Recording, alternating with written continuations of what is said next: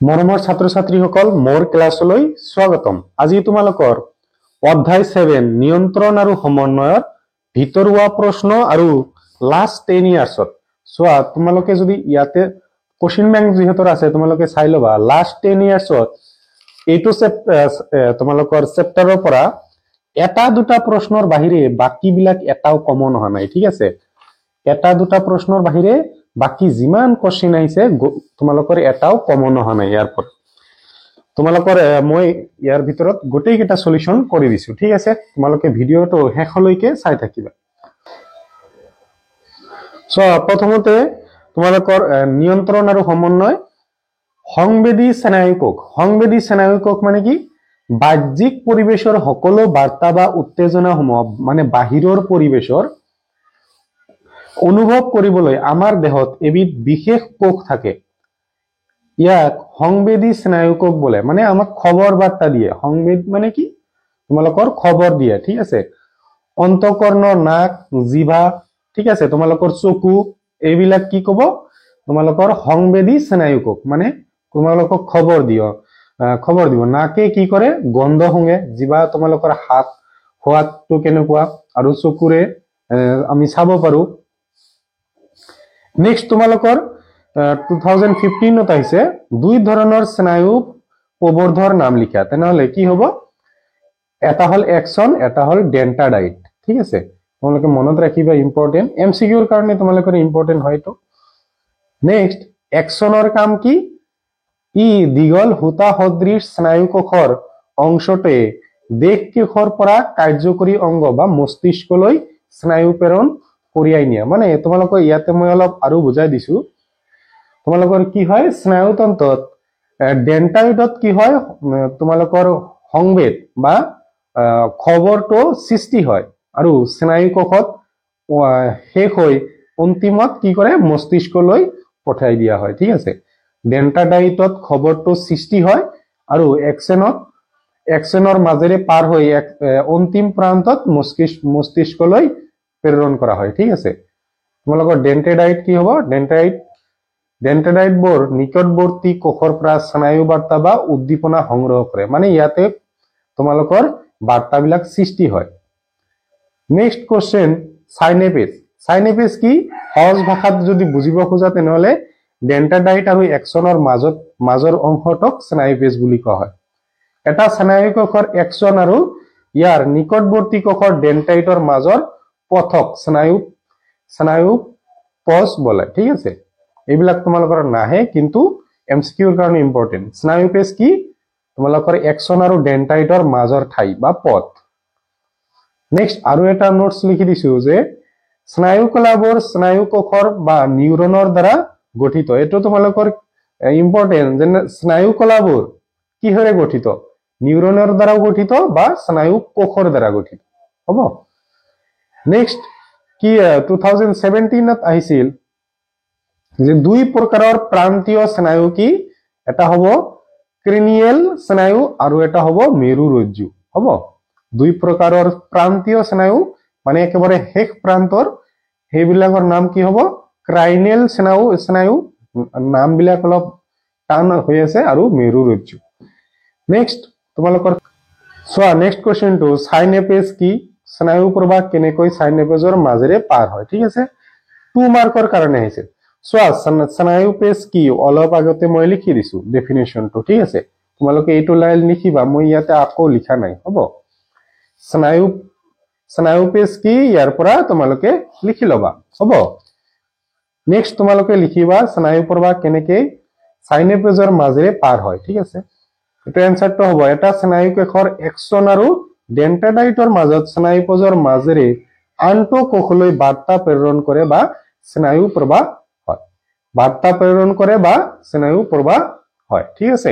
তোমালোকে এইখিনি লিখিলে 2 মাৰ্ক পাই যাব। তোমালোকে ভিডিও ৰখাই কোশ্চেন আৰু এনসাৰ বিলাক লিখি যাবা। নেক্সট প্ৰশ্নটো তোমালোকৰ 19 আহিছিল 2 মাৰ্কৰ কাৰণে। কি কৈছে যে একশনৰ আৰু ডেন্টাইডৰ মাজৰ দুটা পাৰ্থক্য লিখা। দুটা লিখিব দিছে, মই তিনিটা লিখি দিছো তোমালোকৰ। একশনত কি হয় সাধাৰণতে শাখাহীন আৰু সদায়ে শাখা যুক্তৰ, মানে শাখা থাকে ইয়াতে। তোমালোকে এনেকে লিখিবা শাখা নাথাকে, শাখা থাকে। হ'ব তোমালোকৰ একশন কি হয় এটা থাকে, ডেন্টাইড কি হয় একাধিক থাকে। ডেন্টাইডৰ ছবিবিলাক তোমালোকে চাইছা নিশ্চয়, এই এনেকুৱা থাকে, সৰি এনেকুৱা নহয়, এনেকুৱা এনেকুৱা সৰু সৰু এইবিলাকক কি কোৱা হয় ডেন্টাইড বুলি কোৱা হয়। এনেকুৱা তোমালোকে দেখা পাইছা স্নায়ু কোষত যে ছবি আঁকিছিলা তাতে বহুত কেইটা তোমাৰ মই দেখাই দিছো, কিতাপত ভালদৰে দিয়া আছে। সো এই যে এইবিলাকক কি ক'ব ডেন্টাইড বুলি কোৱা হ'ব। ঠিক আছে, এইবিলাক ডেন্টাইড কোৱা হ'ব। আৰু এই মাজৰ পথটোক কি হয় সাইনেপেজ বুলি কোৱা হয়, আৰু ইয়াক কি কোৱা হ'ব একশন বুলি কোৱা হ'ব।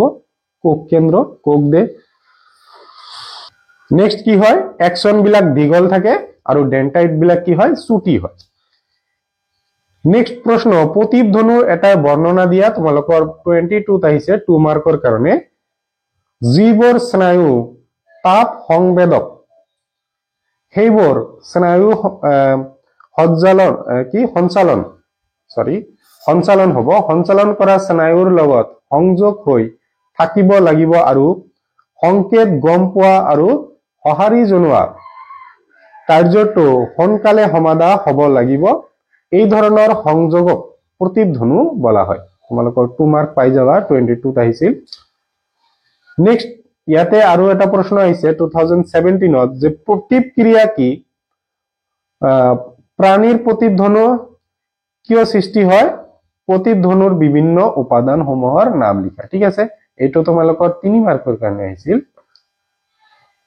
চাবা, প্ৰতিক্ৰিয়া হল পৰিবেশৰ কোনো পৰিৱৰ্তনৰ বিপৰীতে আমাৰ শৰীৰৰ কিছুমান হঠাতে আৰু স্বতঃস্ফূৰ্তভাৱে সংঘটিত হোৱা ক্ৰিয়া। মানে হঠাতে মানে গাৰ নোম শিয়ৰি উঠা বা এনে ভয় লগা, এইবিলাকক কি কয় প্ৰতিক্ৰিয়া বুলি কোৱা হয়, হঠাতে হৈ যোৱা একশন। এইটো তোমালোকৰ 1 নম্বৰৰ কাৰণে পাই গলা। নেক্সট তোমালোকৰ কি আছে, প্ৰাণীৰ প্ৰতিধ্বনু কিয় সৃষ্টি হৈছে, চিন্তা উদ্বেগকাৰী প্ৰক্ৰিয়াৰে অবিহনে ক্ষিপ্ৰতাৰে কাৰ্য সমাধান কৰাৰ নিমিত্তে প্ৰতিধ্বনুৰ সৃষ্টি হয়। ঠিক আছে, প্ৰতিধ্বনু কেনেকে সৃষ্টি হয়, ইয়াতে তোমালোকৰ 1 mark, 1 mark plus 1 mark 2 mark. Next কি আৰু এটা প্ৰশ্ন দিছে, প্ৰতিধ্বনুৰ বিভিন্ন উপাদানসমূহৰ নাম লিখা। চোৱা, গ্ৰাহক, সংজ্ঞাবাহী নিউৰন, কাৰ্যকৰী পেশী, অজ্ঞাবাহী নিউৰন আৰু অন্তৰ্বৰ্তী নিউৰন। এইবিলাক কি হল তোমালোকৰ প্ৰতিধ্বনুৰ বিভিন্ন উপাদানসমূহৰ নাম।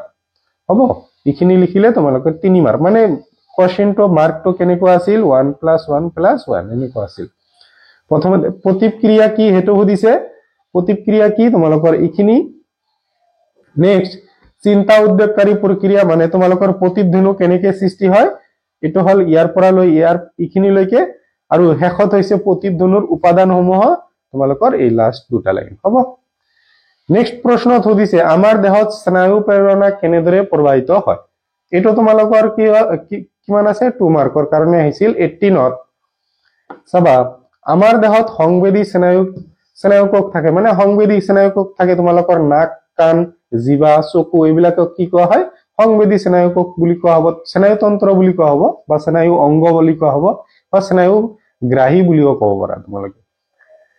যিবোৰ আমাৰ সংগ্ৰাহী অংগ ডেন্টাইডবোৰৰ কোষৰ পৰা বাৰ্তা সংগ্ৰহ কৰে আৰু স্নায়ু কোষৰ ক্ষুদ্ৰ ক্ষুদ্ৰ ফাঁকেৰে এবিধ ৰাসায়নিক পদাৰ্থৰ মাধ্যমেৰে বৈদ্যুতিক প্ৰেৰণাৰ সৃষ্টি কৰে। ঠিক আছে, ডেন্টাইডত কি কৰে বৈদ্যুতিক প্ৰেৰণাৰ সৃষ্টি কৰে। এই বৈদ্যুতিক প্ৰেৰণা ডেন্টাইডৰ পৰা দেহ কোষলৈ প্ৰেৰণ কৰে। হ'ব, ডেন্টাইডৰ পৰা, মানে ইয়াতে অলপ লাইনটো লিখিব লাগিছিল, ডেন্টাইডৰ পৰা একশনৰ মাজেৰে দেহ কোষলৈ প্ৰেৰণ কৰে। হ'ব, ডেন্টাইডৰ পৰা ইয়াতে তোমালোকে লিখি দিবা একশনৰ মাজেৰে দেহ কোষলৈ প্ৰেৰণ কৰে। হ'ব, তোমালোকে এইখিনি লিখি দিলে হৈ যাব। সো নেক্সট তোমালোকৰ ইয়াতে বহুখিনি বুজিব আছে। তোমালোকৰ মানুহৰ মস্তিষ্ক 3 প্ৰকাৰৰ। তোমালোকৰ ইয়াতে চাবা, মই ছবিটো দেখাই দি আছো। তোমালোকৰ প্ৰমস্তিষ্ক, তাৰপিছত মধ্য মস্তিষ্ক আৰু পশ্চাৎ মস্তিষ্ক। ঠিক আছে, এতিয়া তোমালোকৰ কি আছে, প্ৰমস্তিষ্কৰ প্ৰমস্তিষ্কৰ আৰু তিনিটা ভাগ আছে, ঠিক আছে। প্ৰমস্তিষ্ক হৈছে মস্তিষ্কৰ প্ৰধান চিন্তা ভাৱনাৰ অংগ। ইয়াতে তোমালোকৰ চিন্তা ভাৱনাৰ অংগ, এইটো এমচিকিউ আহিব পাৰে যে মস্তিষ্কৰ প্ৰধান চিন্তা ভাৱনাৰ অংগটো কি? প্ৰমস্তিষ্ক। ইয়াৰ অংশই শৰীৰৰ বিভিন্ন সংগ্ৰাহী ইন্দ্ৰিয়ৰ পৰা অহা সংবেদ স্নায়ু প্ৰেৰণা গ্ৰহণ কৰে আৰু প্ৰমস্তিষ্ক তিনিটা ভাগত বিভক্ত কৰিব পাৰি। এটা হল চেৰিব্ৰাম, চোৱা তোমালোকে কনফিউজ নহবা, এটা আছে চেৰিব্ৰাম, এটা আছে চেৰিব্লাম, হ'ব। এটা হল চেৰিব্ৰাম, থেলামাছ আৰু হাইপোথেলামাছ, ঠিক আছে। চোৱা নেক্সট তোমালোকৰ কি আছে? চেৰিব্ৰাম। চেৰিব্ৰাম হৈছে মস্তিষ্কৰ জটিলতম আৰু বৃহত্তম অংগ, ঠিক আছে। ইয়াত দৃষ্টি আৰু শ্ৰৱণৰ অনুভূতি, স্পৰ্শ আৰু ঘ্ৰাণ, মানে তোমালোকৰ দৃষ্টি মানে দেখা, শ্ৰৱণ মানে তোমালোকৰ শুনা, স্পৰ্শ মানে তোমালোকক কোনোবাই টাচ কৰিছে সেইটো অনুভূতি, ঘ্ৰাণ মানে গন্ধ, সুগন্ধি বা দুৰ্গন্ধি এইবিলাকৰ অনুভূতি। তাৰপিছত পেশীয় ক্ৰিয়াকলাপৰ বাবে দায়ী দুটা চেৰিব্ৰাম হেমোস্ফিয়াৰ আছে। এইবিলাকৰ বাবে এইবিলাক কোনে নিয়ন্ত্ৰণ কৰে? চেৰিব্ৰাম হেমোস্ফিয়াৰ, হ'ব। তোমালোকৰ প্ৰশ্ন আহিব পাৰে যে স্পৰ্শ, ঘ্ৰাণ, শ্ৰাৱণ অনুভূতি কোনে নিয়ন্ত্ৰণ কৰে? চেৰিব্ৰাম হেমোস্ফিয়াৰে, হ'ব। কেইটা আছে? দুটা। Next thalamus. থেলামাছ কি হয়? চেৰিব্ৰাম হেমোস্ফিয়াৰৰ তলত, থেলামাছ কি হল? চেৰিব্ৰাম হেমোস্ফিয়াৰৰ তলত অৱস্থিত চেৰিব্ৰামলৈ যোৱা আটাইবোৰ সংবেদী বাৰ্তাৰ বাবে ই প্ৰেৰক স্নায়ু হিচাপে কাম কৰে। মানে চেৰিব্ৰামত যিমান বিলাক সংকেত যায় ই কি কৰে? প্ৰেৰক স্নায়ু, মানে ই পথত থাকে আৰু সংবেদটো পঠাই দিয়ে, ঠিক আছে। তাৰপিছত আছে হাইপোথেলামাছ।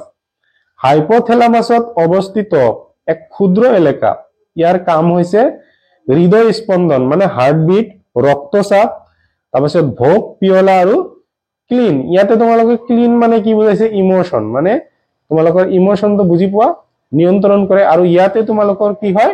তোমালোকৰ যৌন আসক্তি বা সেক্সৰ অনুভূতি ইয়াতে হয় তোমালোকৰ, ঠিক আছে। নেক্সট মধ্য মস্তিষ্ক। তোমালোকৰ কি আছে? প্ৰমস্তিষ্ক আৰু পশ্চাৎ মস্তিষ্কৰ মাজত মধ্য মস্তিষ্ক অৱস্থিত। ই ভালেমান অনিচ্ছিক কাৰ্য, মানে আমাৰ ইচ্ছাকৃত কাৰ্য নহয়, অনিচ্ছিক ভাৱে গাৰ নোম শিয়ৰি উঠা বা হঠাতে ভয় লগা এইবিলাক কাম কি কৰে? মধ্য মস্তিষ্ক। আমি মানে ইচ্ছাকৃত ভাৱে কৰিব নোৱাৰো, ঠিক আছে। মানে যেনেকুৱা মহে কামুৰিছে হঠাৎকে তাতে হাতটো গুচি যোৱা, এনেকুৱা কাম কি কৰে? অনিচ্ছিক ক্ৰিয়াবোৰ মধ্য মস্তিষ্কই কৰে। নেক্সট তোমালোকৰ কি আছে? পশ্চাৎ মস্তিষ্ক। প্ৰমস্তিষ্ক আৰু মধ্য মস্তিষ্কৰ পিছত পশ্চাৎ মস্তিষ্ক আছে অৱস্থিত তোমালোকৰ, মানে প্ৰমস্তিষ্ক আৰু মধ্য মস্তিষ্কৰ পিছত তোমালোকৰ পশ্চাৎ মস্তিষ্ক অৱস্থিত। ই তিনিটা অংশৰে গঠিত। চোৱা প্ৰমস্তিষ্কত আছিল চেৰিব্ৰাম, পশ্চাৎ মস্তিষ্কত আছে চেৰিব্লাম, ঠিক আছে। চেৰিব্ৰামক কি কৰে? চেৰিব্লাম হৈছে মস্তিষ্কৰ দ্বিতীয় বৃহত্তম। প্ৰথম বৃহত্তমটো কি? তোমালোকৰ চেৰিব্ৰাম, আৰু দ্বিতীয় বৃহত্তমটো কি? চেৰিব্লাম। মনত থাকিব তোমালোকৰ দ্বিতীয় বৃহত্তম অংগ। ইয়াৰ কাম হৈছে খোজকাঢ়া, চাইকেল চলোৱা, মানে গাড়ী চলোৱা আদি কামবোৰ, মানে তোমালোকৰ কাম কৰা, যিকোনো কাম বন কৰা এইবিলাক নিয়ন্ত্ৰণ কৰে।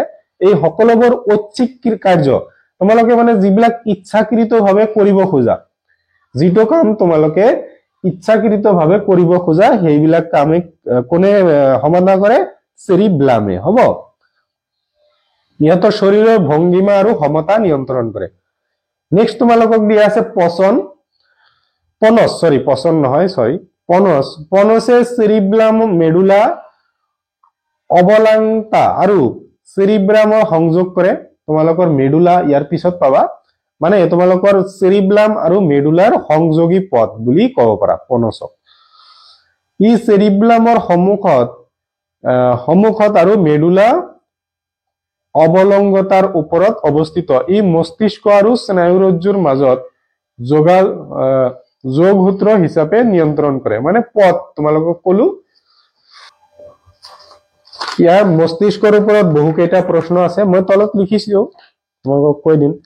পনছ শ্বসন নিয়ন্ত্ৰণ কৰে। তোমালোকে ইয়াতে মনত ৰাখিবা তোমালোকৰ শ্বাস প্ৰশ্বাসটো কোনে নিয়ন্ত্ৰণ কৰে কনছে ঠিক আছে এমসিকিউ হিচাপে মনত ৰাখিবা তোমালোকে মেডুলা অবতলংগতা মেডুলা অবতলংগতা হৈছে মস্তিষ্কৰ নিম্নতম অংশ যি চেৰিব্লামৰ তলত অৱস্থিত আৰু পিছপিনে স্নায়ুৰজ্জুলৈ অবিচ্ছিন্ন হৈ থাকে হৃদয় স্পন্দন আৰু কোনে সমাধা কৰে হৃদয় স্পন্দন তোমালোকৰ হাইপোথেলামাসেও কৰে আৰু মেডুলা অবতলংগও কৰে লালটি উলিওৱা তাৰমানে তোমালোকৰ কি টেঙা বস্তু দেখাৰ পিছত যে লালটি উলিওৱা বা এই লালটি উলিওৱা বমি কৰা এই সকলোবোৰ অনিচ্ছিক ক্ৰিয়া ই নিয়ন্ত্ৰণ কৰে ঠিক আছে তোমালোকৰ হৃদয় স্পন্দন বা হাৰ্টবিট লালটি উলিওৱা তোমালোকৰ লালটি উলিওৱা বমি কৰা এই সকলোবোৰ অনিচ্ছিক ক্ৰিয়া ই নিয়ন্ত্ৰণ কৰে ঠিক আছে নেক্সট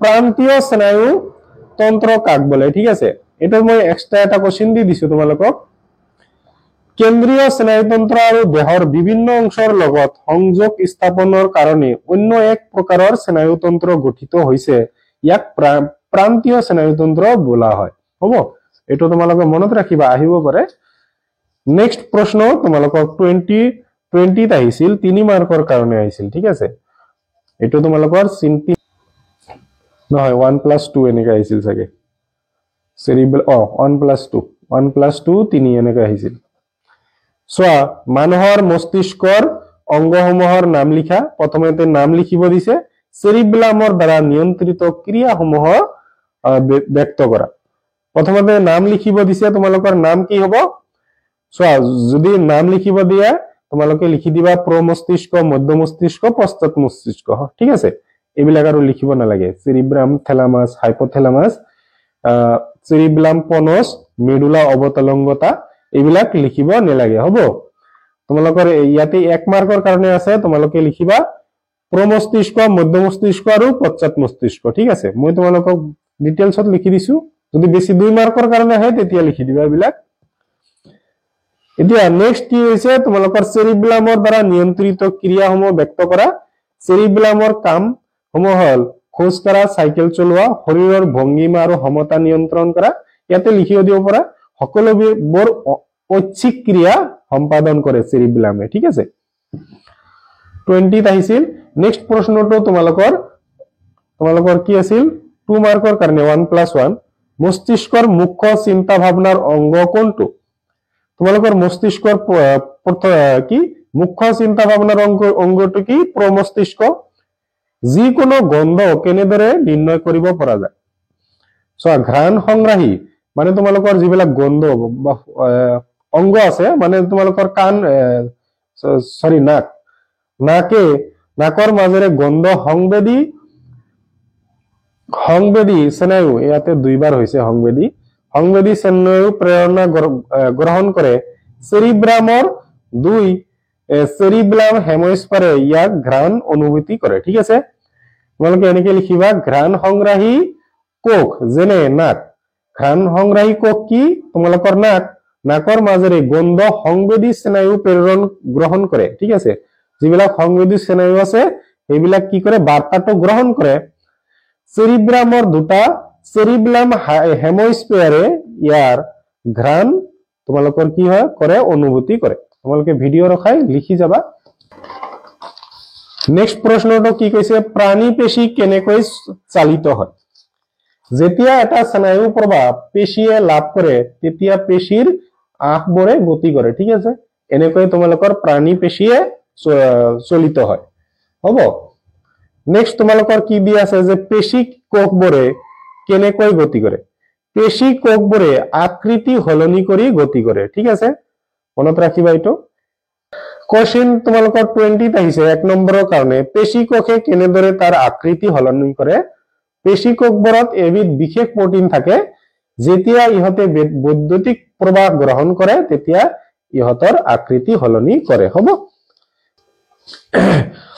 নেক্সট প্ৰশ্নটো তোমালোকক কি দি আছে যে স্নায়ু পেশীৰ সংযোজন কি শৰীৰৰ এটা অংশৰ পৰা আন এটা অংশলৈ স্নায়ু প্ৰেৰণা কেনেদৰে প্ৰবাহিত হয় তোমালোকৰ 1+1 দি আছে যে স্নায়ু পেশীৰ সংযোজন হৈছে মটৰ নাৰ্ভৰ টাৰ্মিনেল এণ্ড আৰু পেশীৰ মাজৰ পিটক সংযোগ ঠিক আছে চিনে পিটক সংযোগ ঠিক আছে মনত ৰাখিবা ওয়াৰ্ডটো অলপ টান আছে ই স্নায়ুৰ পৰা পেশীলৈ ক্ৰিয়া সম্ভাৱনাৰ সংক্ৰমণৰ স্থান নেক্সট তোমালোকক কি সুধিছে শৰীৰ কি সুধিছিল যে শৰীৰৰ এটা অংশৰ পৰা আন এটা অংশলৈ স্নায়ু প্ৰেৰণা কেনেদৰে প্ৰবাহিত হয় শৰীৰৰ এটা অংশৰ পৰা আন এটা অংশলৈ স্নায়ু প্ৰেৰণা এক্সন ডেন্টাডাইট আৰু কিছুমান ৰাসায়নিক পদাৰ্থৰ জৰিয়তে প্ৰবাহিত হয় হ'ব নেক্সট প্ৰশ্নটো এটো ভেৰি ভেৰি ইম্পৰ্টেন্ট তোমালোকৰ 22 23 আৰু 24ত আহিছে এই ছবিটো আহিছে ঠিক আছে কন্টিনিউ তিনিবাৰ আহিছে তোমালোকৰ কাৰণেও ইম্পৰ্টেন্ট 3 নম্বৰৰ কাৰণে আহিছিল এটো সো স্নায়ু কোষৰ মানে 2 + 1 ছবিটো 2 তাৰ পিছত 1 স্নায়ু কোষৰ এটাৰ পৰিষ্কাৰ চিত্ৰ চিহ্নিত অকা আৰু তাৰ কাৰ্য ব্যক্ত কৰা তোমালোকৰ এটো স্নায়ু কোষ মই আঁকিছো ইমান ছবি অকাত মই এক্সপাৰ্ট নহয় তোমালোকৰ কিতাপত দি আছে পেজ নম্বৰ হ'ব তোমালোকৰ 115ত ওপৰত তোমালোকক দিয়া আছে এটো চাই তোমালোকে আঁকি লবা নামবিলাক লিখি লবা মই নেক্সটত ইয়াৰ কাৰ্যটো লিখি দিছো সবা কাৰ্যটো হল ইয়াৰ কাৰ্য হল শৰীৰৰ এটা অংশৰ পৰা আন অংশলৈ স্নায়ু প্ৰেৰণা প্ৰবাহিত কৰে ঠিক আছে এটো 6 মানে মই পেজ নম্বৰ নোটছৰ পেজ নম্বৰ লিখিছো ইয়াতে 6 টো লিখিব নালাগে তোমালোকৰ কাৰ্যটো এটো তোমালোকৰ 1 মাৰ্ক পাই যাবা নেক্সট প্ৰশ্নটো 22 ত আহিছে কি কৈছে এটা পৰিষ্কাৰ চিহ্নিত চিত্ৰৰ সহায়ত স্নায়ু কোষ এটাৰ বৰ্ণনা কৰা হ'ব ইয়াতে তোমালোকৰ 2 + 2 আছিল 4 আছিল ঠিক আছে তোমালোকৰ ছবিটো কি হ'ব এটোই হ'ব ছবিটো এটোই হ'ব ঠিক আছে তোমালোকে কিতাপৰ পৰা আঁকা আৰু মোৰ পৰা চাই আঁকি লবা আৰু এনসাৰ বাকি এনসাৰ খিনি কি হ'ব বৰ্ণনাটো স্নায়ু কোষবোৰ আৰু স্নায়ু প্ৰবৰ্ধৰে গঠিত ঠিক আছে স্নায়ু প্ৰবৰ্ধ দুটা প্ৰকাৰৰ এক্সন আৰু ডেন্টাইট বোৰে নিকটৱৰ্তী কোষৰ পৰা স্নায়ু বাৰ্তা বা উদ্দীপনা সংগ্ৰহ কৰে আৰু ইয়াতে লিখিব দিবা সংগ্ৰহ কৰে আৰু মস্তিষ্কত এই বাৰ্তাবোৰ তোমালোকৰ মস্তিষ্কত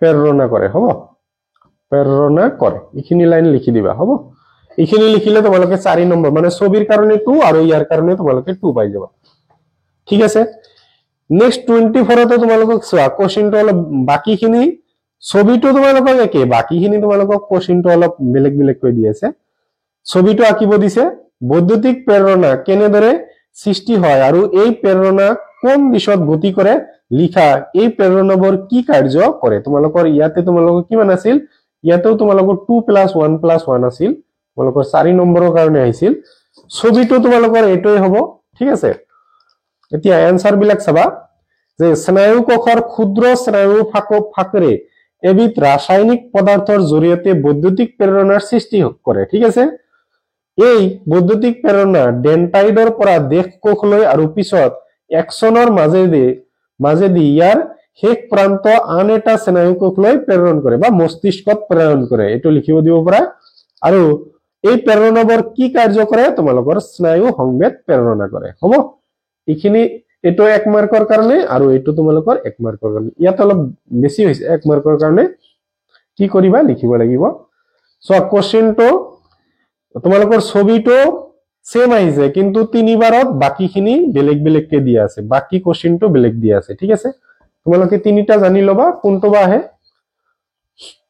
স্নায়ু কলাই কেনেকৈ পেশীয় চলন নিয়ন্ত্ৰণ কৰে এটো তোমালোকৰ 2 মাৰ্কৰ কাৰণে 16ত আহিছিল স্নায়ু কলাই বাৰ্তা গ্ৰহণ কৰি শৰীৰৰ বিভিন্ন অংশ প্ৰেৰণ কৰে বাৰ্তাৰ ওপৰত ভিত্তি কৰি পেশী সমূহক ক্ৰিয়া কৰাৰ বাবে সিদ্ধান্ত প্ৰেৰণ কৰে যেতিয়া ক্ৰিয়া কৰিব লগা হয় তেতিয়া পেশী কলাইহে অন্তিম কাৰ্য সমাধান কৰে হ'ব তোমালোকৰ স্নায়ু কলাই কেনেকৈ পেশীয় চলন নিয়ন্ত্ৰণ কৰে ইখিনি লিখিলে তোমালোকে 2 মাৰ্কস পাই যাবা হ'ব ভিডিও ৰখাই লিখি লবা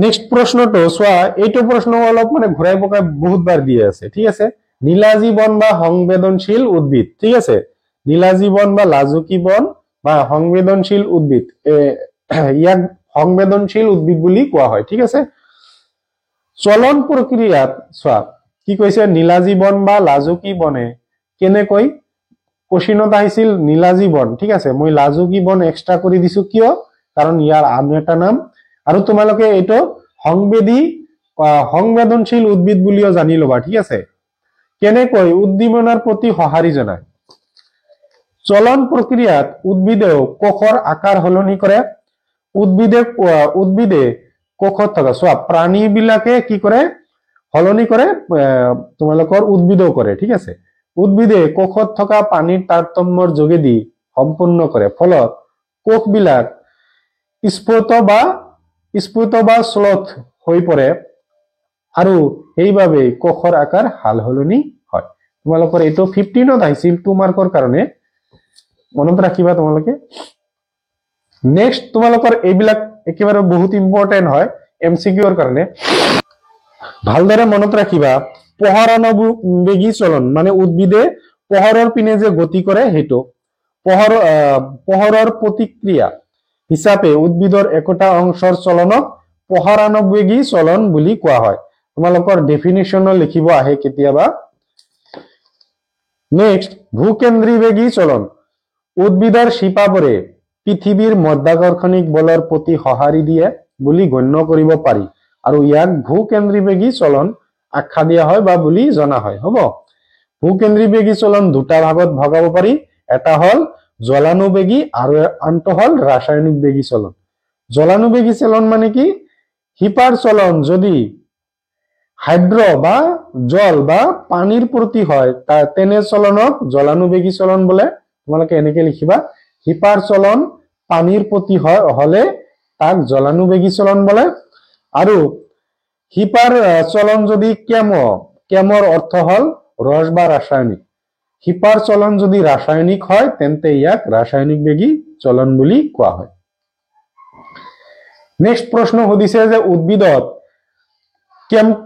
কেমটিপিজৰ এটা উদাহৰণ দিয়া তোমালোকৰ 15ত আহিছিল 1 মাৰ্কৰ কাৰণে কি হ'ব ডিম্বকৰ দিশে পৰাগনলীৰ গতি হ'ব উদাহৰণটো কি হ'ব ডিম্বকৰ দিশে পৰাগনলীৰ গতি নেক্সট তোমালোকৰ কি আছে এই প্ৰশ্নটো তোমালোকৰ কিতাপত দিয়া আছে এই তলতটো তোমালোকৰ আহিছিল এইটো এনসাৰটো সেমে হ'ব কিছুমান সংবেদনশীল উদ্ভিদৰ পাতৰ চলনৰ পৰিঘটনাটো আৰু কাণ্ডৰ কোমলীয়া অংগৰ পোহৰৰ দিশত গতি কৰা পৰিঘটনাটোৰ মাজৰ পাৰ্থক্য লিখা তোমালোকৰ 3 মাৰ্কৰ কাৰণে আহিছিল তোমালোকৰ পাঠত যেটো কোশ্চেন দিয়া আছে এইটো ঠিক আছে এনসাৰটো সেমে হ'ব তোমালোকৰ নীলাজী বন আৰু তোমালোকৰ সংবেদনশীল উদ্ভিদৰ পাত একেটা কথা ঠিক আছে মই লিখি দিছো নীলাজী বনৰ পাতৰ চলন আৰু কি হয় অব্লিক সংবেদনশীল উদ্ভিদৰ পাতৰ চলন কাণ্ডৰ কোমলীয়া অংগৰ পোহৰৰ দিশে কৰা গতি হ'ব এক প্ৰতিক্ৰিয়া বা উদ্দীপনাৰ পৰা সঁহাৰি মানে ই হঠাতে কৰা এটা ক্ৰিয়া নীলাজী বন মানে চুলে তোমালোকে চাইছা নীলাজী বন তোমালোকৰ চালে মানে আমাৰ লোকেলত বেলেগ নাম দি কয় তোমালোকে বা কি বুলি জানা নীলাজী বন মানে কিছুমান গছ এটা গছ আছে যাত চুলে তোমালোকৰ পাত বিলাক জাপ খাই যায় ঠিক আছে এইটো বনৰ কথা কোৱা হৈছে ই প্ৰতিক্ৰিয়া মানে হঠাতে কৰা ক্ৰিয়া আৰু কাণ্ডৰ কোমলীয়া অংশৰ পোহৰৰ দিশে চলন এটো কি হয় পোহৰানুবেগী চলন বা লাহে লাহে হয় একেবাৰে হঠাতে নহয় ঠিক আছে তাৰ পিছত কি হৈছে ই চলন খৰতকিয়া মানে হঠাতে জাপ খাই যায় ই চলন অতি মন্থৰ লাহে লাহে হয় তাৰ পিছত চলন বৃদ্ধিৰ ওপৰত নিৰ্ভৰশীল নহয় এটো কি বৃদ্ধি বা বিকাশৰ ওপৰত নিৰ্ভৰ নকৰে আৰু এটো তোমালোকৰ ওপৰত নিৰ্ভৰশীল হয় চলনৰ দিশ নাথাকে ইয়াৰ কোনো দিশ নাথাকে ইয়াৰ দিশ থাকে মানে পোহৰৰ দিগত চলন কৰে হ'ব নেক্সট আৰু এটা প্ৰশ্ন তোমালোকৰ কি আছে 3 নম্বৰৰ কাৰণে আহিছিল এটা তোমালোকৰ পাঠত দিয়া আছে জলানুবেগী কি মানে জলানুবেগী চলন কি বুলিলে কি বুজা এটা পৰীক্ষামূলক আৰ্হিৰ সহায়ত জলানুবেগী প্ৰদৰ্শন কৰা সো তোমালোকৰ 3 মাৰ্কৰ কাৰণে আহিছিল ছবিটো ইমান ইম্পৰ্টেন্ট নহয় ঠিক আছে ছবিটো নালাকিলেও হ'ব তোমালোকে লিখাখিনি লিখি দিবা উদ্ভিদৰ শিপা হাইড্ৰ বা জল বা পানীৰ ফালে হোৱা চলনক জলানুবেগী চলন বলা হয় তোমালোকে জানা পৰীক্ষা কি কৰিছো আমি এখন চালনী তলি নোহোৱা বাকচ এটা, কাঠৰ গুৰি, বুটৰ কেইটামান বীজ আৰু পানী লোৱা হৈছে। পানী কিয় লোৱা হৈছে? তোমালোকৰ কি এই কাঠৰ গুৰি বিলাক যাতে আমি হেমেকা কৰিব পাৰো বা জিকাই দিব পাৰো। বাকচটোত চালনীখন বহুৱাই হেমেকা কাঠৰ গুৰি, মানে হেমেকা কাঠৰ গুৰি মানে কাঠত আমি পানী দিছো, ঠিক আছে, ভৰাই তাত কেইটামান পুৰঠ বুট দিয়া হল, মানে ভাল বুট দিব লাগিব। বাকচটো উলটাই ৰখা হল। 2-3 দিন পিছত বীজবোৰ কি হব? গজালি মেলিব। বীজৰ ভ্ৰমণমূলবোৰ চালনীৰ বিন্ধাৰ মাজেৰে বাহিৰত ওলাই আহিলে, ঠিক আছে, ওলাই আহিছে আৰু ওলাই আহি মূলবোৰ পানীৰ তাৰণাত, মানে পানীৰ অভাৱত বেকা হৈ পুনৰ চালনীৰ বিন্ধাৰে হেমেকা কাঠৰ গুৰিত প্ৰৱেশ কৰে, ঠিক আছে। এইখিনি লিখিলে তোমালোকে 3 নম্বৰ পাই যাবা, ঠিক আছে। নেক্সট আহিল তোমালোকৰ একশন কি? এজোপা গাছৰ বৃদ্ধিত ই কেনেদৰে সহায় কৰে? 20ত আহিছিল তোমালোকৰ 2 মাৰ্কৰ কাৰণে। অক্সিন বা এক্সেন যিটো কোৱা, অক্সিন হল উদ্ভিদৰ কাণ্ডৰ অগ্ৰ অংশত থকা সঞ্জীৱনী পদাৰ্থ, ঠিক আছে, বা হৰমন বুলি ক'ব পাৰা তোমালোকে, সঞ্জীৱনী পদাৰ্থ বা হৰমন। উদ্ভিদৰ কাণ্ডৰ বৃদ্ধি ঘটি থকা অগ্ৰ অংশত পোহৰৰ দিশে গতি কৰে, ঠিক আছে, তোমালোকে জানা এইটো। অক্সিনে ইয়াৰ কোষৰ আকাৰ ডাঙৰ আৰু দীঘল হোৱাত সহায় কৰে। চোৱা ইয়াতে তোমালোকৰ এমচিকিউটো হল অক্সিনে কি কৰে? ইয়াৰ কাণ্ড ডাঙৰ আৰু দীঘল কৰে। কাণ্ড মানে তোমালোকৰ ডাল বিলাক। নেক্সট চাবা, উদ্ভিদৰ সঞ্জীৱনী পদাৰ্থবোৰ কি কি? উদ্ভিদৰ বৃদ্ধিত অৰিহণা যোগোৱা এবিধ সঞ্জীৱনী পদাৰ্থ আৰু বৃদ্ধিত বাধা দিয়া আন এবিধ সঞ্জীৱনী পদাৰ্থৰ উদাহৰণ দিয়া। তোমালোকৰ কেনেকুৱা আহিছিল? তোমালোকৰ 1+1+1 এনেকুৱা আহিছিল, ঠিক আছে। 24ত আহিছিল উদ্ভিদৰ সঞ্জীৱনী পদাৰ্থবোৰৰ নাম হল অক্সিন, জিবাৰেলিন, সাইটোকাইনিন, এচিবাইটিক এসিড, ঠিক আছে। অক্সিনে কি কৰে? কাণ্ড অংশ বৃদ্ধি কৰে। জিবাৰেলিনে কি কৰে? অক্সিনৰ নিচিনা ইও তোমালোকৰ কাণ্ডৰ বৃদ্ধি কৰে। সাইটোকাইনিন তোমালোকৰ উদ্ভিদৰ ফল ফুল পকা এইবিলাকত সহায় কৰে। এচিবাইটিক এসিডে কি কৰে? ইয়াৰ বৃদ্ধিত বাধা দিয়ে, হ'ব। উদ্ভিদৰ বৃদ্ধিত অৰিহণা যোগোৱা এবিধ সঞ্জীৱনী পদাৰ্থ হল তোমালোকে অক্সিন বা জিবাৰেলিন, যিটো লিখিব পাৰিবা, আৰু বাধা দিয়া হ'ব তোমালোকৰ এচিবাইটিক এসিড, হ'ব। নেক্সট মই জিবাৰেলিন আৰু সাইটোকাইনিনৰ বিষয়ে লিখিছো। চোৱা, উদ্ভিদৰ আন এবিধ সঞ্জীৱনী পদাৰ্থ হল জিবাৰেলিন, যিটোৱে কি কৰে? অক্সিনৰ নিচিনাকৈ কাণ্ডৰ বৃদ্ধিত হোৱাত সহায় কৰে। সাইটোকাইনিন কি কৰে? উদ্ভিদৰ কোষ বিভাজনত সহায় কৰে। তোমালোকক কোষ বিভাজনত সহায় কৰে। ইয়াৰ গাঢ়তা খৰতকীয়া কোষ বিভাজন হোৱা স্থানত যেনে ফল, বীজ আদিত বেছিকৈ পোৱা যায়, ঠিক আছে। সাইটোকাইনিন থাকিলে বেছিকৈ পোৱা যায়। সো নেক্সট প্ৰশ্ন হল এচিবাইটিক এসিড। এচিবাইটিক এসিড নামৰ সঞ্জীৱনী পদাৰ্থবিধে উদ্ভিদৰ বৃদ্ধিত বাধা দিয়া। এইবিধ সঞ্জীৱনী পদাৰ্থৰ প্ৰভাৱত গছৰ পাত সৰি পৰে। চোৱা, গছৰ পাত সৰি পৰাৰ কাৰণে কোনে দায়ী? এচিবাইটিক এসিড। এমচিকিউ এটা ভাল এমচিকিউ। নেক্সট প্ৰশ্নত তোমালোকৰ 3 নম্বৰৰ কাৰণে আহিছিল যে হৰমন কি? উদ্ভিদৰ বৃদ্ধিত অৰিহণা যোগোৱা হৰমন বা সঞ্জীৱনী পদাৰ্থৰ এটা উদাহৰণ দিয়া। সংবেদী উদ্ভিদ এজোপাৰ পাতৰ চলন আৰু কাণ্ডই পোহৰৰ দিশত কৰা গতিৰ মাজৰ পাৰ্থক্য। চোৱা, এই কোশ্চিনটো আগতেও আছিল, ইয়াতেও দি আছে, ঠিক আছে। তোমালোকৰ 19ত 3 মাৰ্কৰ কাৰণে উদ্ভিদৰ দেহত সংশ্লেষিত হোৱা কিছুমান বাৰ্তাবাহক বা ৰাসায়নিক পদাৰ্থই বাহ্যিক উদ্দীপনাৰ প্ৰতি উদ্ভিদৰ সঁহাৰিক নিয়ন্ত্ৰণ কৰে। উদ্ভিদ এই বাৰ্তাবাহক ৰাসায়নিক পদাৰ্থখিনিকে হৰমন বোলা হয়, ঠিক আছে। নেক্সট তোমালোকক সুধিছে যে বৃদ্ধিত অৰিহণা যোগা, তোমালোকে যিকোনো এটা লিখিব পাৰা, অক্সিন বা জিবাৰেলিন।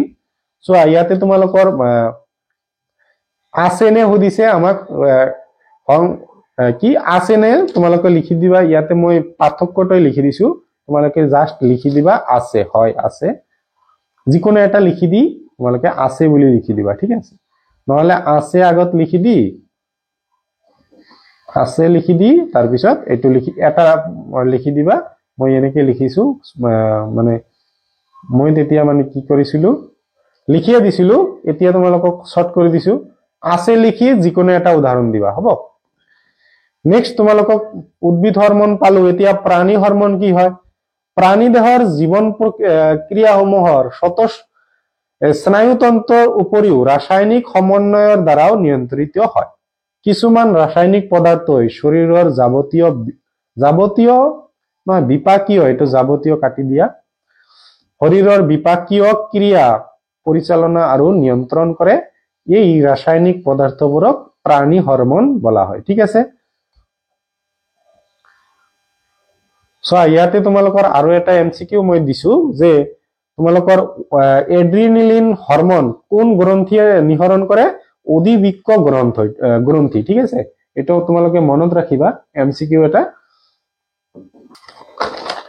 নেক্সট তোমালোকক সুধিছে যে এড্ৰিনেলিন হৰমনৰ কাৰ্য সমূহ লিখা, ঠিক আছে? এড্ৰিনেলিন হৰমনে কি কি কাৰ্য কৰে এটো লিখিব দিছে। 2 মাৰ্কৰ কাৰণে স্পন্দনৰ ধপধপনি বাঢ়ি যায়, ফলত পেশীসমূহত অক্সিজেনৰ যোগান বৃদ্ধি হয়, ঠিক আছে? এটো হল মেইন কাম। ধমনীবোৰক আগুৰি থকা পেশীবোৰৰ সংকোচনৰ ফলত পাচন তন্ত্ৰ আৰু ছালত তেজৰ প্ৰবাহ কমি যায়। ইয়াৰ কাৰণে কংকাল পেশীলৈ তেজ কি কৰে? প্ৰবাহিত হয়। মধ্যছদা আৰু কামিহাৰৰ পেশী সংকোচনৰ ফলত শ্বাস প্ৰশ্বাসৰ হাৰ বৃদ্ধি পায়, ঠিক আছে? তোমালোকৰ ইয়াতে এইখিনি লিখিলে তোমালোকে 2 মাৰ্ক পাই যাবা, ঠিক আছে? নেক্সট অন্তঃস্ৰাৱী গ্ৰন্থি। অন্তঃস্ৰাৱী গ্ৰন্থি কি? ইয়াৰ কাৰণে 1 মাৰ্ক আছিল। এটা অন্তঃস্ৰাৱী আৰু এটা বহিঃস্ৰাৱী গ্ৰন্থিৰ মাজত পাৰ্থক্য কি? ঠিক আছে? ইয়াৰ মাজত পাৰ্থক্য সুধিছে। অন্তঃস্ৰাৱী আৰু বহিঃস্ৰাৱী দুয়োটা কাৰ্য সম্পাদন কৰা গ্ৰন্থিৰ নাম লিখা। মানে ইয়াতে তোমালোকৰ 2 + 1 এনেকে 4 মাৰ্ক দিয়া আছিল, ঠিক আছে? অন্তঃস্ৰাৱী গ্ৰন্থি হল প্ৰাণী দেহৰ কিছুমান অংগ।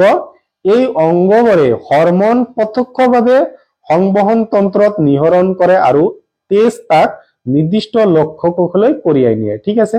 এইখিনি হ'ব তোমালোকৰ অন্তঃস্ৰাৱী গ্ৰন্থি কাক বলে বা কি। কিছুমান অন্তঃস্ৰাৱী গ্ৰন্থিৰ নাম মই লিখি দিছো, এইখিনি তোমালোকে লিখিব নালাগে, তোমালোকে মনত ৰাখিবা। যে নোটস হিচাপে লিখিব পাৰা, মানে এইটো কোশ্চেনৰ এনসাৰ নহয় এইটো, ঠিক আছে? পাইনিয়েল গ্ৰন্থি, পিটুইটাৰী গ্ৰন্থি, অগ্নাশয়। অগ্নাশয়টো তোমালোকে মনত ৰাখিবা, এইটো অন্তঃস্ৰাৱী আৰু বহিঃস্ৰাৱী দুয়োটা ধৰ্ম দেখুৱায়, ঠিক আছে? এইটো অন্তঃস্ৰাৱী গ্ৰন্থিও হয়, বহিঃস্ৰাৱী গ্ৰন্থিও হয়, ঠিক আছে? ডিম্বাশয়, শুক্ৰাশয়, থাইৰয়ড গ্ৰন্থি, পেৰাথাইৰয়ড গ্ৰন্থি, হাইপোথেলামাছ, খাদ্যনলী আৰু এড্ৰিনেলিন গ্ৰন্থি। এইবিলাক কি হ'ব তোমালোকৰ অন্তঃস্ৰাৱী বহিঃস্ৰাৱীত তোমালোকৰ কি হ'ব? অগ্নাশয়টো কি হয়? দুয়োটা ধৰ্ম দেখুৱা। নেক্সট অন্তঃস্ৰাৱী আৰু বহিঃস্ৰাৱী গ্ৰন্থিৰ তোমালোকৰ কি দেখাইছো? পাৰ্থক্য, মানে এইটো কোশ্চেনৰ, ঠিক আছে? তোমালোকে কঢ়িয়াই নিয়াই এইখিনিলৈকে 1 মাৰ্কৰ কাৰণে গল, আৰু 2 মাৰ্কৰ আছে পাৰ্থক্য লিখিব দিছে আমাক। অন্তঃস্ৰাৱী গ্ৰন্থি আৰু বহিঃস্ৰাৱী গ্ৰন্থি, ই নলীবিহীন, ই নলীযুক্ত, ঠিক আছে? ইহঁতৰ ৰক্ষণ বিভিন্ন ধৰণৰ হ'ব পাৰে। ইহঁতৰ ৰক্ষণ হল হৰমন। ইহঁতৰ ৰক্ষণ নলীৰ দ্বাৰা নিৰ্দিষ্ট স্থানলৈ যায়, ইয়াৰ ৰক্ষণ তেজৰ দ্বাৰা লক্ষ্য স্থানলৈ যায়, ঠিক আছে?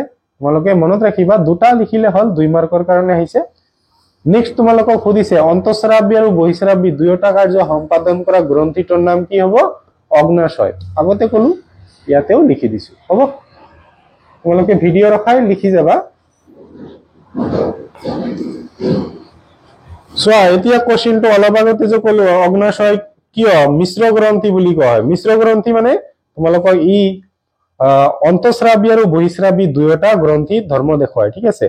অগ্নাশয়ৰ প্ৰধান অংশটোৰ পৰা উৎসেচক পূৰ্ণ অগ্নাশয় ৰস ক্ষৰণ কৰে, ঠিক আছে? অগ্নাশয় ৰস অগ্নাশয় নলীৰ ক্ষুদ্ৰান্তৰ কি আছিল? ডিটন ডেনাম। তোমালোকে ডেনাম অংশলৈ লিখিবা। ডিটন ইমান টান ৱাৰ্ড লিখিব নালাগে, ডেনাম অংশলৈ যায়। গতিকে অগ্নাশয় এবিধ বহিঃস্ৰাৱী গ্ৰন্থি। আকৌ বহিঃস্ৰাৱী অংশৰ মাজে মাজে এক বিশেষ ধৰণৰ কোষপুঞ্জি থাকে, ঠিক আছে? এই কোষপুঞ্জি হৰমন নিহৰণ কৰে। এই কি আছে? এই দ্বীপপুঞ্জি হল অগ্নাশয়ৰ অন্তঃস্ৰাৱী গ্ৰন্থি। চোৱা, যিবিলাক গ্ৰন্থি হৰমন নিহৰণ কৰে এইবিলাকক কি কোৱা হয়? অন্তঃস্ৰাৱী। আৰু এই কোষপুঞ্জ হৰমন নিহৰণ কৰে এই দ্বীপপুঞ্জ হল অগ্নাশয়ৰ অন্তঃস্ৰাৱী অংশ। সেয়েহে অগ্নাশয়ক এবিধ মিশ্ৰ গ্ৰন্থি বুলি কোৱা হয়। আমি আহাৰত কিয় আয়োডিনযুক্ত নিমখ ব্যৱহাৰ কৰো? 2 মাৰ্কৰ কাৰণে আহিছিল। চোৱা, থাইৰয়েড গ্ৰন্থিয়ে থাইৰক্সিন হৰমন প্ৰস্তুত কৰিবৰ বাবে আয়োডিন প্ৰয়োজন হয়। এইখিনি লিখিবা আৰু শেষত লিখি দিবা। মই বহুত দীঘল লিখিছো, তোমালোকে লিখিলে লিখিব পাৰা। প্ৰয়োজন হয়, আমাৰ খাদ্যত আয়োডিনৰ পৰিমাণ হ্ৰাস হলে গৰল ৰোগ হোৱাৰ সম্ভাৱনা হয়। ঠিক আছে, এইখিনি লিখিলে 2 মাৰ্ক পাই যাবা। মাজৰখিনি লিখিলেও হ'ব। কোনো এজন ব্যক্তিয়ে যদি আয়োডিনৰ অভাৱগ্ৰস্ত খাদ্য গ্ৰহণ কৰে তেতিয়া কি হ'ব? তোমালোকে এই লাষ্টৰ লাইনটো লিখি দিবা। আমাৰ খাদ্যত আয়োডিনৰ পৰিমাণ হ্ৰাস হলে গৰল ৰোগ হোৱাৰ সম্ভাৱনা হয়। তোমালোকৰ এইটো 1 মাৰ্কৰ কাৰণে আহিছিল। ঠিক আছে, মই আৰু ডিটেইলছত লিখি দিছো। নেক্সট কোশ্চেনটো তোমালোকক দি আছে মানুহ বাওনা কিয় হয়? চোৱা, দেশবৰ্ধনকাৰী হৰমন নামৰ এবিধ হৰমন পিটুইটাৰী গ্ৰন্থিয়ে নিহৰণ কৰে। চোৱা, ইয়াতে এমসিকিউটো হল দেশবৰ্ধনকাৰী হৰমন কোনে নিৰ্গত কৰে? পিটুইটাৰী। এনেকৈ আহিব পাৰে যে পিটুইটাৰীয়ে কি হৰমন নিহৰণ কৰে? হ'ব, এইবিধ হৰমনৰ কাম নামৰ দৰে, মানে ইয়াৰ নামৰ দৰে কামটো দেহৰ বৰ্ধন আৰু বিকাশত এইবিধ হৰমনে সহায় কৰে। বাল্যকালত এইবিধ হৰমন নিহৰণ কম হলে মানুহ বাওনা হয়। ঠিক আছে, নেক্সট প্ৰশ্নটো দি আছে যে 10-12 বছৰ শিশুৰৰ আকম্বিক পৰিৱৰ্তনৰ কাৰণ কি? কৈশোৰ কালত কি হয়? লৰাৰ টেষ্টৰনত, মানে তোমালোকৰ বুজি পাইছা টেষ্টৰন কি? আৰু ছোৱালীৰ এন্ডোষ্ট্ৰনত কি হয়? হৰমন নিহৰণ হয়। ইয়াতে সৰি, এইটো হৰমন মই লিখা নাই, হৰমন নিহৰণ হয়। ঠিক আছে, টেষ্টৰেটৰ পৰা আৰু ছোৱালীৰ এষ্ট্ৰজেনৰ পৰা হৰমন নিহৰিত হয়, সেইকাৰণে আকম্বিক পৰিৱৰ্তন হয়। ঠিক আছে, নেক্সট, ডায়াবেটিস ৰোগী আক্ৰান্ত ব্যক্তিক ডাক্তৰে ইনসুলিন বেজি দিয়ে কিয়? ঠিক আছে, এইটো এটা ইম্পৰ্টেন্ট কোশ্চেন। অগ্নাশয় গ্ৰন্থিয়ে ইনসুলিন হৰমন নিহৰণ কৰে যদি যথোপযুক্ত, মানে যিমানখিনি প্ৰয়োজন সেইখিনি যদি ইনসুলিন নিহৰণ নহয় তেন্তে তেজত গ্লুকোজৰ পৰিমাণ যথেষ্ট বাঢ়ি যায়। ইয়াৰ ফলত দেহৰ যথেষ্ট ক্ষতি হয়। ঠিক আছে, নেক্সট, হৰমনৰ পৰিমাণ আৰু নিহত হোৱাৰ সময় কেনেদৰে নিয়ন্ত্ৰণ হয়? তোমালোকৰ 16ত 1 মাৰ্কৰ আহিছিল। ফিডবেক পদ্ধতি মনত ৰাখিবা। চোৱা, ইয়াতে মই ভুল লিখিছো। ফিডবেক পদ্ধতিৰ দ্বাৰা দেশৰ নিয়ন্ত্ৰণ হয়। তোমালোকৰ কি হয়? হৰমনৰ পৰিমাণ, এইটো উল্টা দি আছে। চোৱা, ফিডবেক পদ্ধতিৰ দ্বাৰা তোমালোকৰ হৰমনৰ পৰিমাণ আৰু নিহৰিত হোৱা সময়, ইয়াতে এইটো এনসাৰ লিখিবা। এনসাৰটো মই ভুল লিখিছো। ফিডবেক পদ্ধতিৰ দ্বাৰা দেশৰ ক্ৰিয়া নিয়ন্ত্ৰণ হয়। তোমালোকৰ কি হয়? হৰমনৰ পৰিমাণ আৰু নিহৰিত হোৱাৰ সময়। ঠিক আছে, এইটো এনসাৰটো লিখি দিবা। হ'ব, নেক্সট, সত্য বা অসত্য নিৰ্ণয় কৰা। কলিফৰ্ম নামৰ বেক্টেৰিয়াৰ সমষ্টি মানুহৰ মগজুত পোৱা যায়। চোৱা, অসত্য, এইটো মানে সকলো সময়তে পোৱা নাযায়, সাধাৰণতে পোৱা নাযায়। ঠিক আছে, নেক্সট, আৰু এটা প্ৰশ্ন 22ত আহিছিল যে এটিপি কি? ইয়াক কোষৰ বেছিভাগ কোষীয় প্ৰক্ৰিয়াৰ শক্তি মুদ্ৰা হিচাপে জনা যায় কিয়? তোমালোকৰ 2 মাৰ্ক 1+1 আহিছিল। চোৱা, এডিনেশন টাইফসফেট, তোমালোকৰ এটিপিৰ ফুল ফৰ্ম হল এডিনেশন টাইফসফেট হল সেলুলাৰ স্তৰে ব্যৱহাৰ কৰা, সেলুলাৰ স্তৰত লিখিব পাৰা, স্তৰত ব্যৱহাৰ আৰু সঞ্চয়ৰ শক্তিৰ উৎস। ঠিক আছে, নেক্সট, এটিপিয়ে অন্তস্থ হ'ব। এইটো সাধাৰণত কোষৰ শক্তিৰ মুদ্ৰা হিচাপে উল্লেখ কৰা হয় কাৰণ এটি হ'ব, লিখি দিয়া, দ্বিতীয় আৰু তৃতীয় ফসফেট গ্ৰুপৰ মধ্য বন্ধনে সহজেই মুক্তযোগ্য শক্তি সৰবৰাহ কৰে। ঠিক আছে, নেক্সট, একেবাৰে শেষত মই এটা লাইন লিখি দিছো, উদাহৰণ। চোৱা, ইয়াতে উদাহৰণস্বৰূপে এইটো লিখিব নালাগে। তেজত গ্লুকোজৰ মাত্ৰা বাঢ়ি গলে অগ্নাশয় কোষ বেছিকে ইনসুলিন নিহৰণ কৰে। ঠিক আছে, তোমালোকৰ তেজত যদি গ্লুকোজৰ মাত্ৰা বাঢ়ি যায় তেতিয়া বেছিকে ইনসুলিন কৰে আৰু গ্লুকোজৰ মাত্ৰা কমি গলে ইনসুলিন নিহৰণ কমি যায় এইখিনিতে তোমালোকৰ পাঠৰ মই ভিতৰুৱা সঠিক প্ৰশ্নবিলাক কৰি দিছো আৰু লাষ্ট 10 ইয়াৰ্সত কোশ্চেন বিলাক কৰি দিছো মই তোমালোকে